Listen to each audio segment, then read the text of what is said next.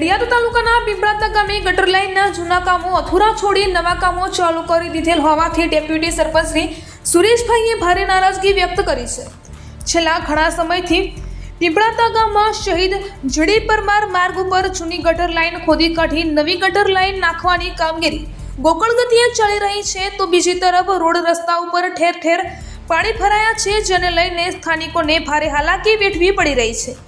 સ્થાનિક લોકો અને ડેપ્યુટી સરપંચનું પીપળાતા ગામના સરપંચ અને કોન્ટ્રાક્ટર કંઈ સાંભળતા ના હોય તે જૂના કામો પેન્ડિંગ રાખી નવા કામો ચાલુ કરી દીધેલ હોવાથી ડેપ્યુટી સરપંચ દ્વારા ભારે નારાજગી વ્યક્ત કરી રહ્યા છે। ડેપ્યુટી સરપંચે જણાવ્યું હતું કે આ રોડ ઉપર ગામમાં અવરજવર કરતા લોકો અને આંગણવાડી સ્કૂલોમાં ભણતા વિદ્યાર્થીઓને ભારે હાલાકીનો સામનો કરવો પડી રહ્યો છે। જી, આપનું નામ અને આપનો પરિચય?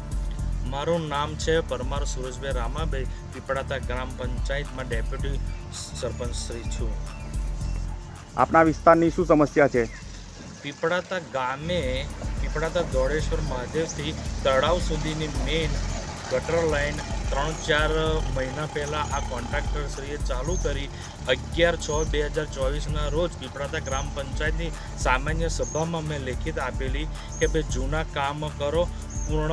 એ અરજી આપ્યાના 20-22 દિવસ થયા છે, પણ નવા કામ ગટરોના ચાલુ કર્યા છે અને આ ગટરના જૂના કામ આ લોકો કરતા નથી।